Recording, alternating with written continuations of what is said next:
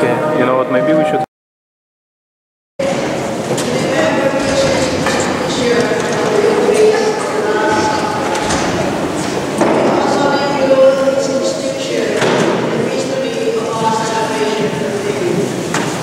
When Jesus gave us his body and blood at the Last Supper, it was in order to give us food and drink. Our obedience to his word, to eat and drink in remembrance of him, is our response to this celebration. In your English Testament, the ordinary parts of the Mass begin on page 5. The scripture text for today can be found on page 76 and following. Kindly stand and read the celebrant as we sing from your songbook, page 90. You are a mighty king, page 90.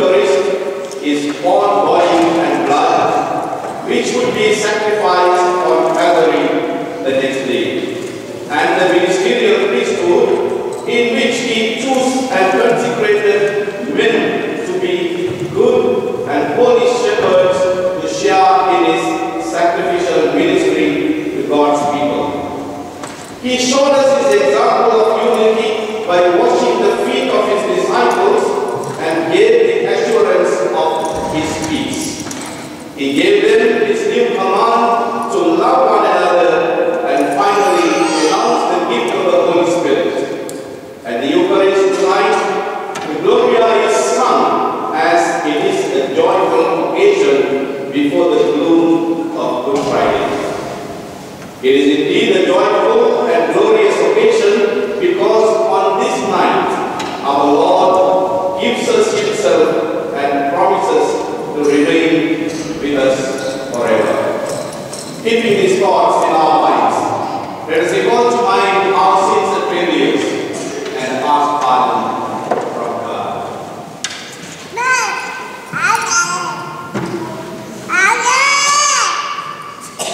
I confess to Almighty God,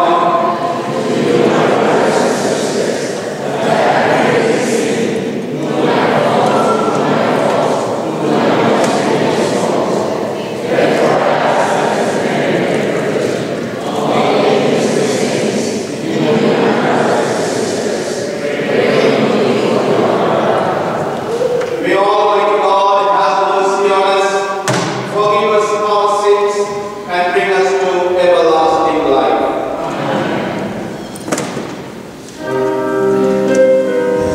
Finish part B, your song.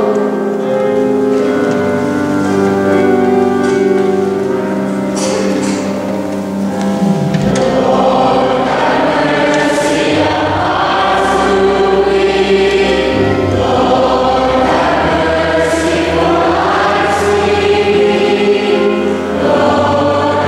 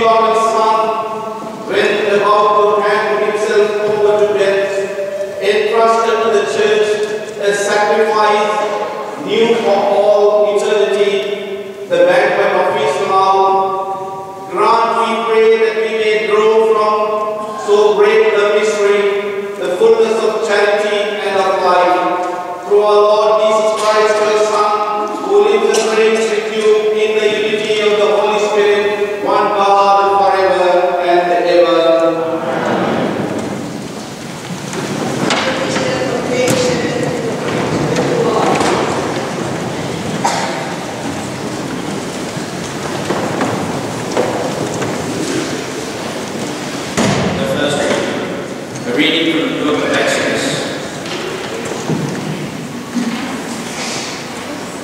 The Lord said to Moses and Aaron in the land of Egypt, "This month shall stand at the head of your calendar. You shall reckon it the first month of the year.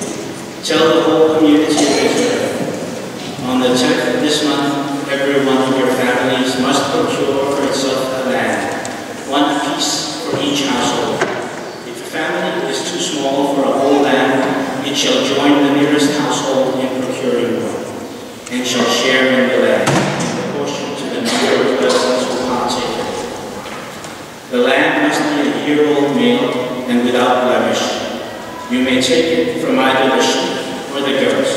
You shall keep it until the 14th day of this month, and then, with the whole assembly of Israel present, it shall be slaughtered during the evening twilight. They shall take some of its blood and apply it to the 2 doorposts and the lintel of every house in which they partake of the lamb. That same night they shall eat of its roasted flesh with unleavened bread and bitter herbs. This is how you are to eat it, with your loins girt, sandals on your feet, and your staff in hand. You shall eat like those who are in flight. It is the Passover of the Lord. For on this same night I will go through Egypt, striking down every firstborn of the land, both man and beast, and executing judgment on all the gods of Egypt, I, the Lord. But the blood will mark the houses where you are. Seeking the blood, I will pass over you. Thus, when I strike the land of Egypt, no destructive blow will come upon you. This day shall be a memorial feast for you, which all your generations shall celebrate, with pilgrimage to the Lord as a perpetual institution. The word of the Lord. Well, the sponsorial psalm, it will be a song of page 30. Here I am, Lord.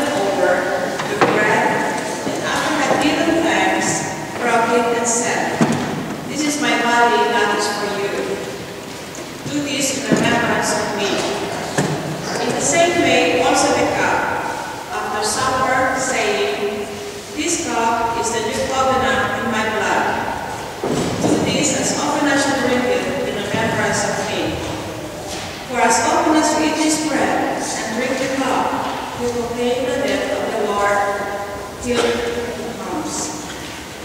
Word of the Lord. Please all rise for the gospel.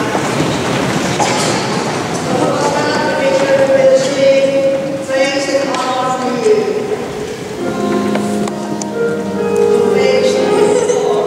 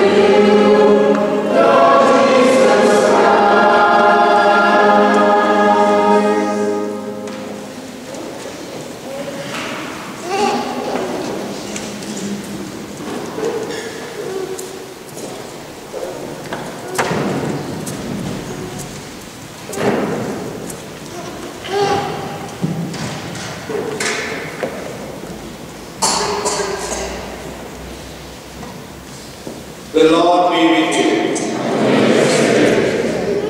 A reading from the Holy Gospel according to John.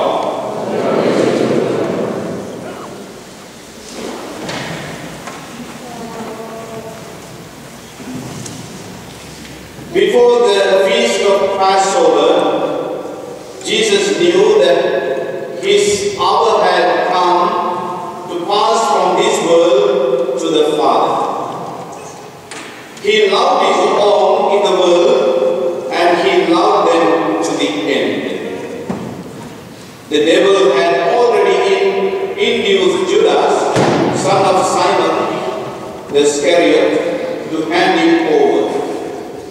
So during supper, fully aware that the Father had put everything into his power, and that he had come from God and was returning to God, he rose from supper and took off his outer garments. He took a towel and tied it around his waist. Then he poured water into a basin and began to wash the disciples' feet and dry them with the towel around his waist.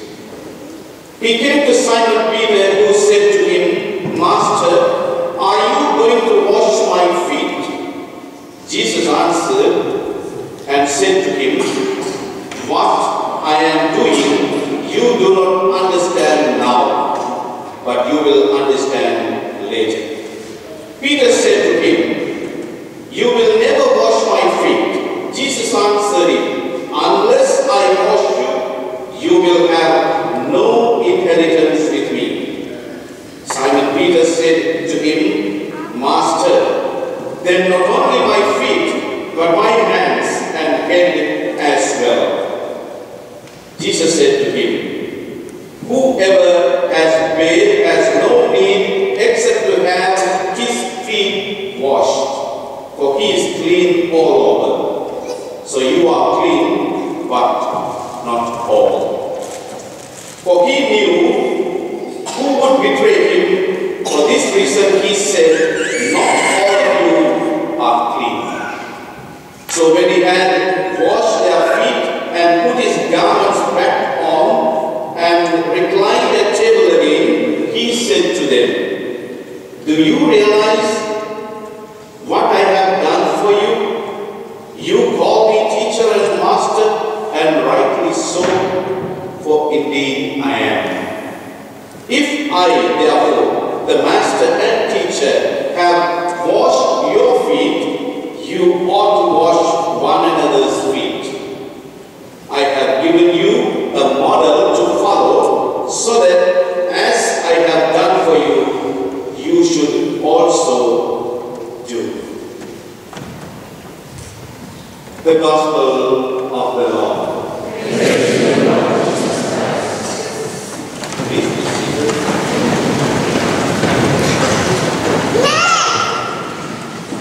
My dear friends in Jesus Christ,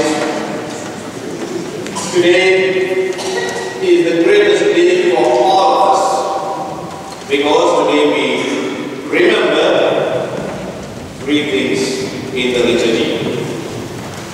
The first one is the institution of the Holy Eucharist, and the second one, Jesus instituted the priesthood today. So it is the greatest day for all the priests all over the world, because today is the day Jesus instituted priesthood.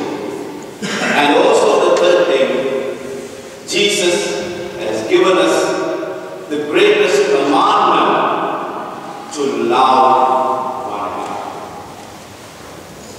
My dear friends, today we remember, recall, and we celebrate all these things during this Mass. But today I will concentrate on the washing of the feet in my sermon. Life in Palestine in the time of Jesus was hard. The popular means of transport was your feet. People walked a long distance on rough, dusty roads to go from Galilee to Jerusalem. For example, travelers often arrived their destinations with sore and aching feet. As a sign of hospitality, the host would see to it that his guests were given the warm foot bath and massage as a way of relieving their aches and pains. This was usually done by the house servants or slaves. This service of bathing and soothing the tired feet was also provided by the rest houses or inns found at strategic locations along the major roads and highways.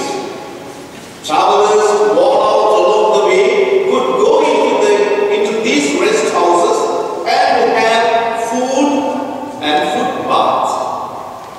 Their energy thus restored, they would then be able to continue and complete their long journey.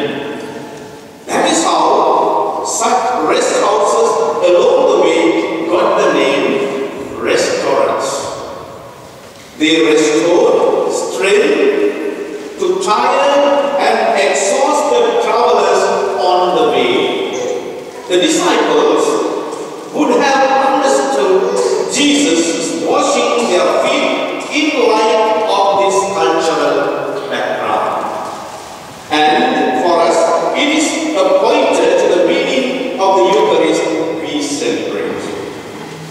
Understood in light of the washing of feet, the Eucharist is a place of restoration for people on the way. The life of a Christian in the world is a pilgrimage, a long, a hard journey. Along the way, we get tired and worn out, and we are tempted to give up and turn back. But Jesus has provided us with the Eucharist as a place where we can go into the bath, our aching feet, and to be refreshed in body and soul for the journey that is still ahead. When we give communion to a sick person, we call it viaticum, which means provision for the journey. The Eucharist is always a viaticum. In the Eucharist, we derive strength to continue our upward journey toward God. In the story, we find that Peter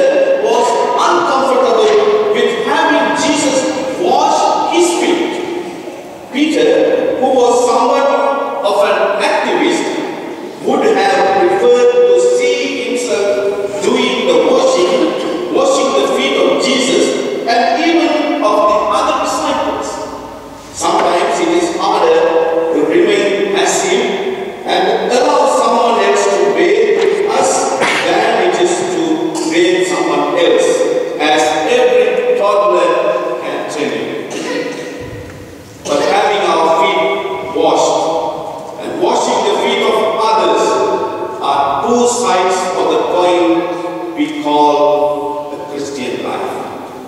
The first and most essential part is to let the Lord wash us. As Jesus said to Peter, "Unless I wash you, you have no share with me." John 13:8. First, the Lord washes us clean so that we belong to the Lord. Only then are we qualified and empowered to wash the feet of our sisters and brothers in the Lord. When this truth dawned on Peter, he overcame his reluctance and cried out, "Lord, not my feet only, but also my hands and my head."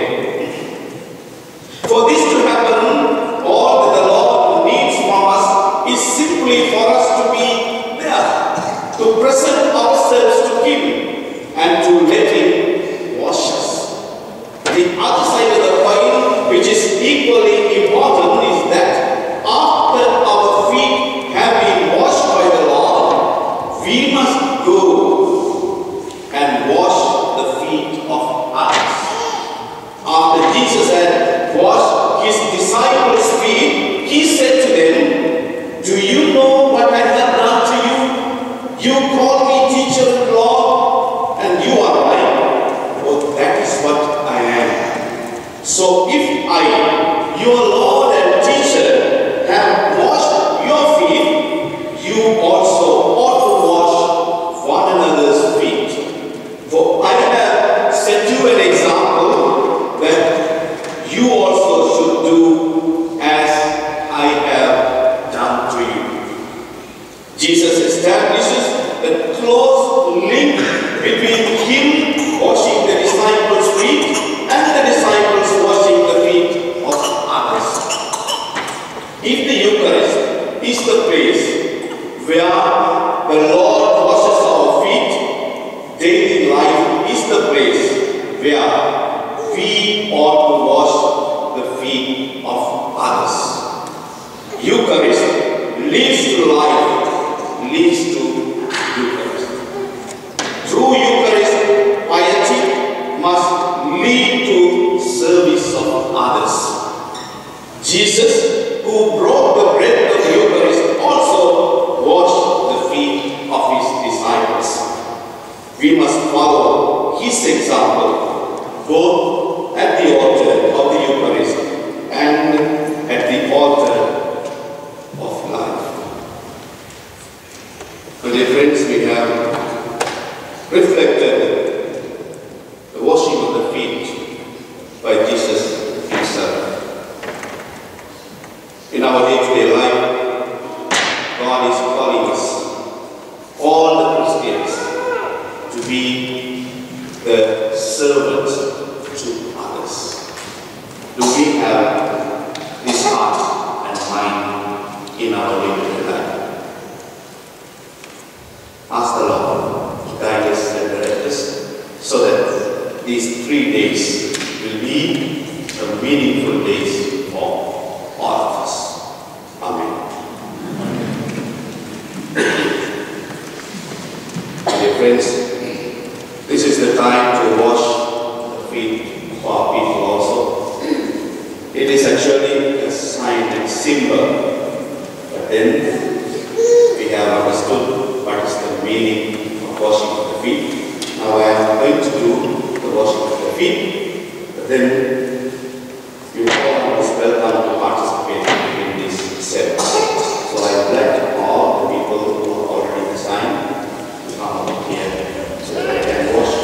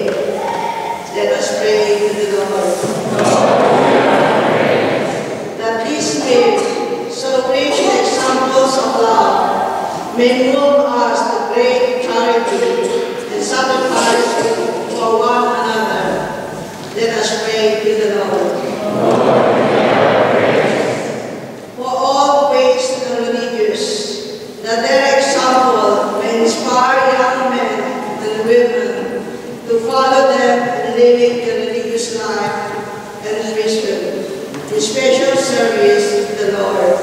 Let us pray to the Lord.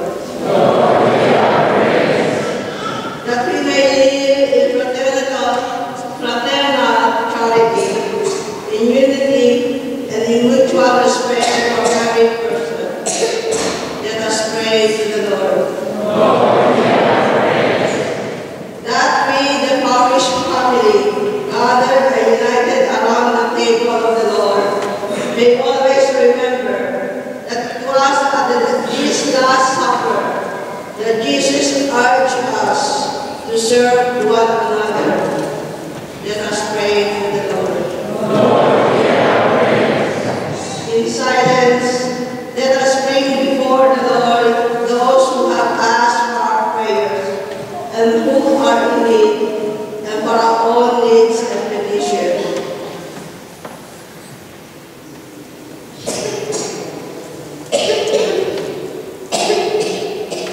Let us pray to the Lord. Our God and Father, source of all freedom and strength, hear and answer our pastoral prayers. We ask this through Christ our Lord.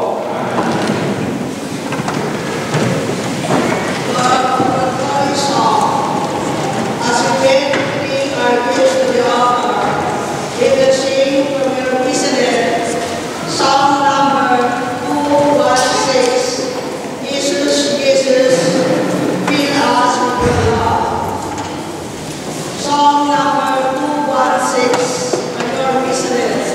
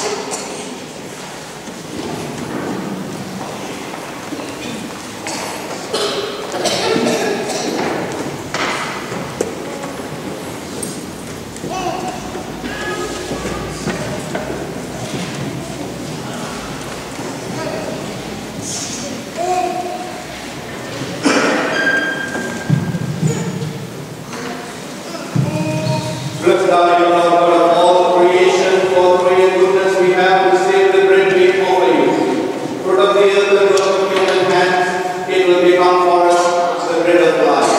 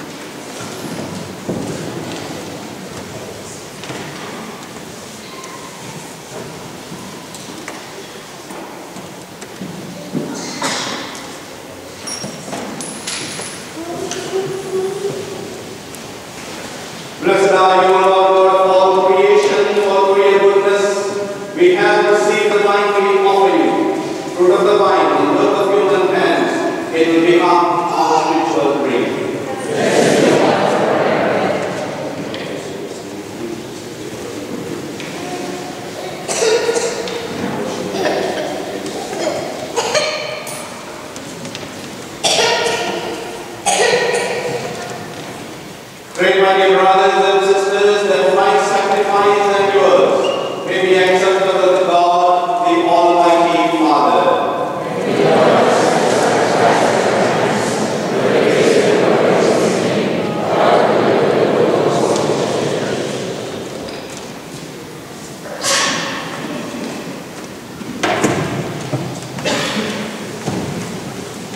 Grant us, O Lord, we pray, that we may participate worthily in these mysteries, for whenever the memorial of this sacrifice is celebrated, the work of our redemption is accomplished. Through Christ our Lord.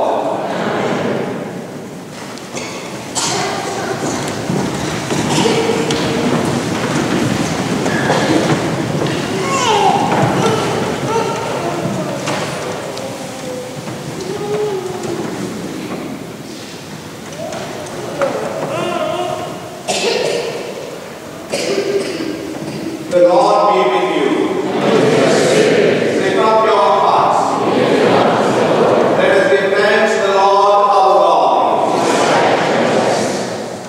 It is truly right and just, our duty and our salvation, always and everywhere to give you thanks, Lord, Holy Father, Almighty and eternal God, through Christ our Lord.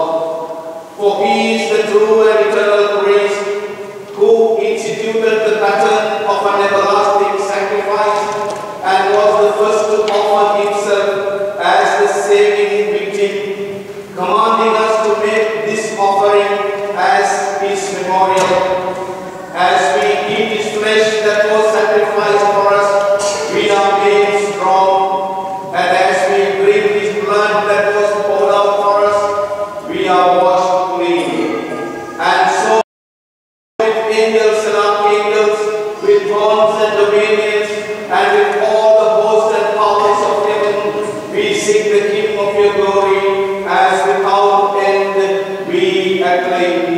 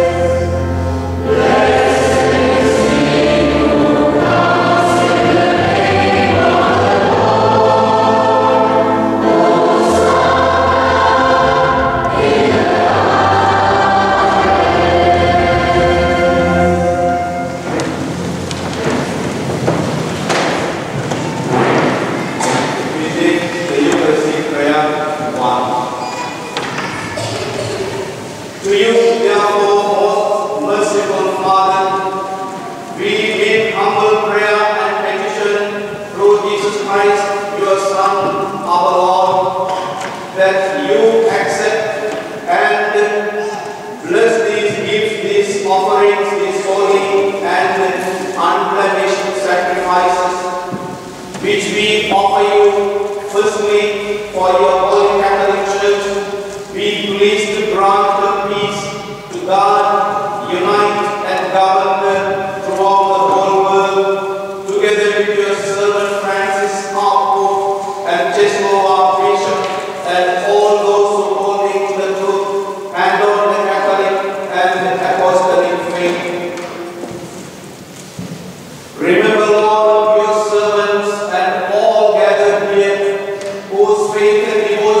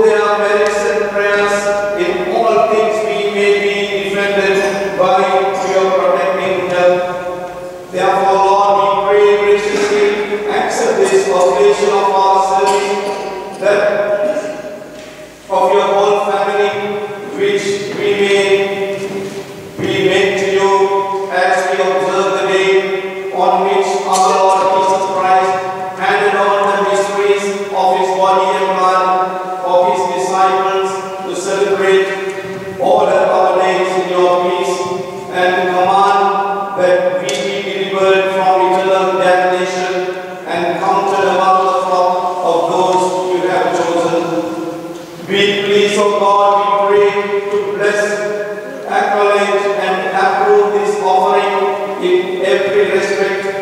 Make it spiritual and acceptable, so that it may become for us the body and blood of your most beloved Son, our Lord Jesus Christ.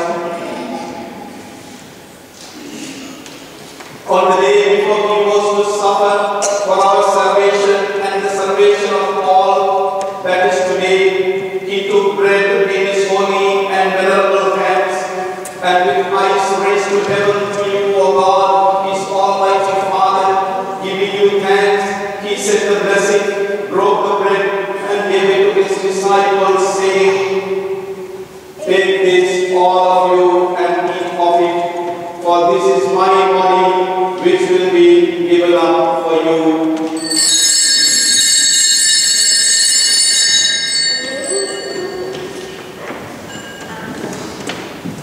In a similar way, when supper was ended, he took this precious chalice in his hand, in his holy and venerable hands, and once more giving you thanks, he said the blessing and gave the chalice to his disciples, saying, "Take this, all of you, and drink from it, for this is the chalice of my blood, the blood of the new and eternal covenant, which will be poured out for you and for many for the forgiveness of sins.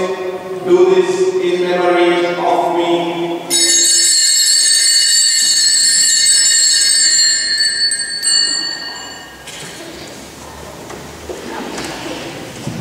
The mystery of faith.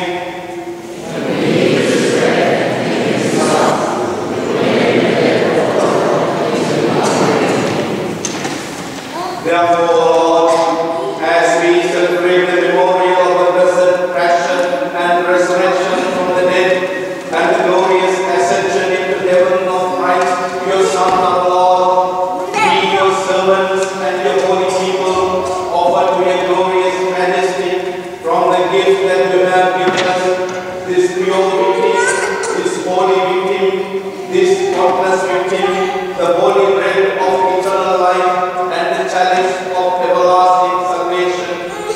Be pleased to look upon these offerings with serene and kindly countenance, and to accept them as once you were pleased to accept the gift of your servant Abel the just, the sacrifice of Abraham, our father in faith, and the offering of your high priest Melchizedek, the holy sacrifice, the spotless victim. In humble prayer, we ask you, Almighty God, command that these gifts be borne by the hands of your holy angel to your altar on high in the sign of your divine majesty, so that all of us who through this participation at the altar receive the most holy body and blood of your Son. Remember also your servants who have gone before us with the sign of faith and rest in the sleep of peace. Grant them, O Lord, we pray, and all who sleep in Christ, a place of refreshment, light, and peace.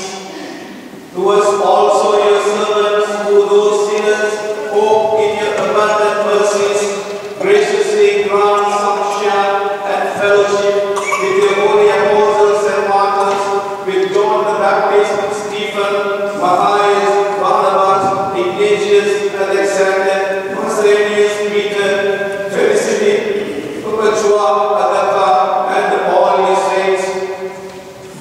Admit us, we beseech you, into their company, not weighing our merits, by granting us your pardon through Christ our Lord, through whom you continue to make all good things, O Lord.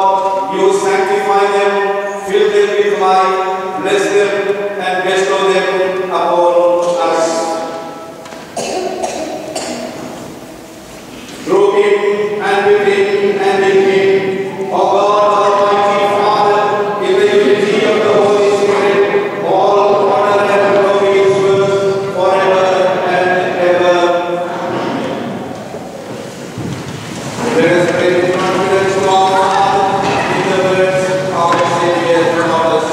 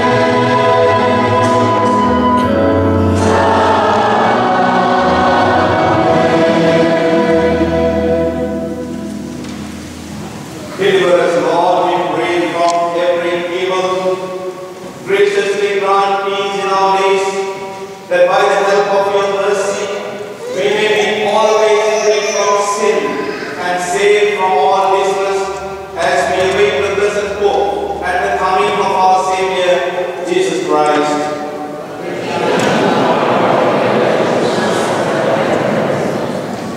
Lord Jesus Christ, who said to your Moses, peace I give you, my peace I give you. Look not on our sins, but on the faith of your church, and graciously grant peace and unity in accordance with your will, who live and reign forever and ever. The peace of the Lord be with you always. Let us offer each other the sign of peace. Peace be with you.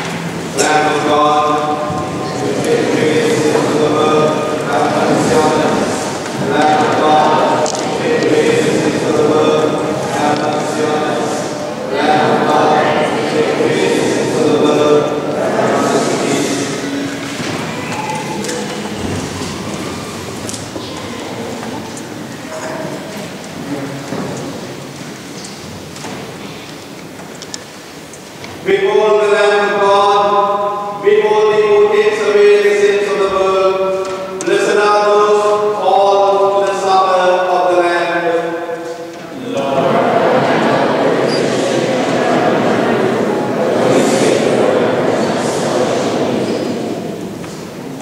May the body and blood of Christ keep us safe for eternal life.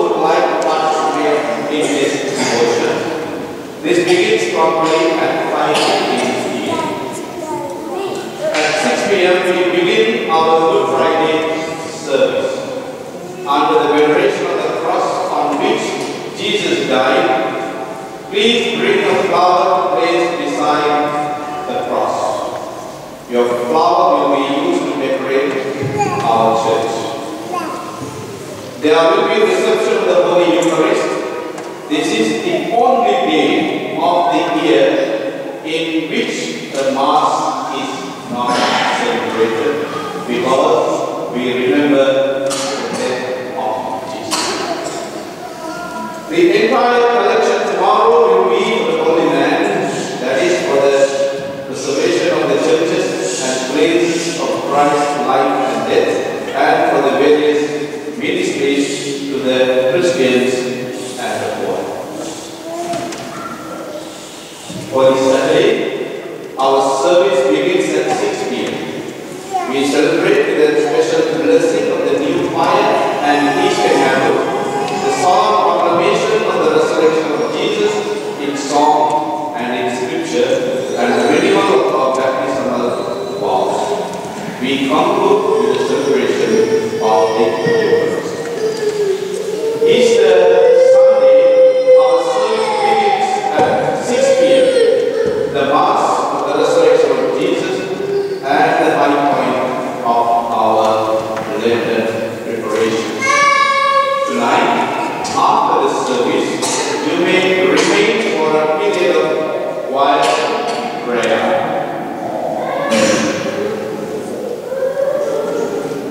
This will be the introduction for our procession.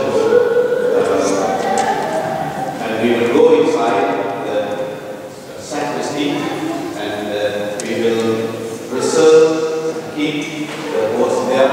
If anybody wants to pray, you are most welcome to pray there. But when you go out to the church, please observe silence, because we have to remember the passion, death, and resurrection of Jesus. I don't need to give you more explanation. Thank you. Let us pray.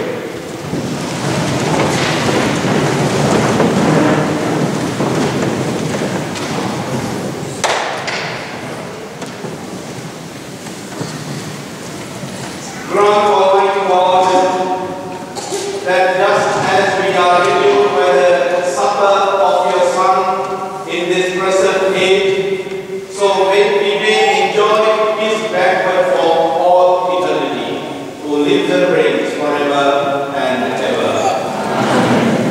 Please kneel down and take your time to pray, because we have the Eucharist before us.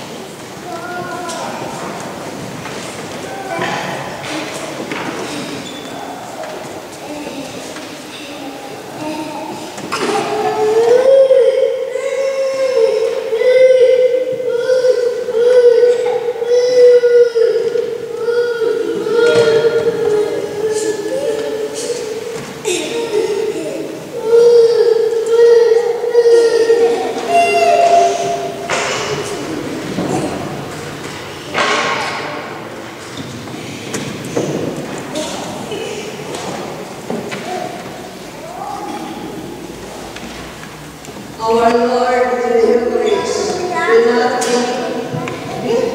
not be carried in procession through the church to the specially prepared tabernacle. During the procession with the Eucharist, we will honor our Lord with silent prayer. The priests and servers will return after the procession. The candles, books, altar cloth, and flowers will be removed. You may remain for a period of time in silent prayer, and then leave in silence. After the procession, today's liturgy comes to an end.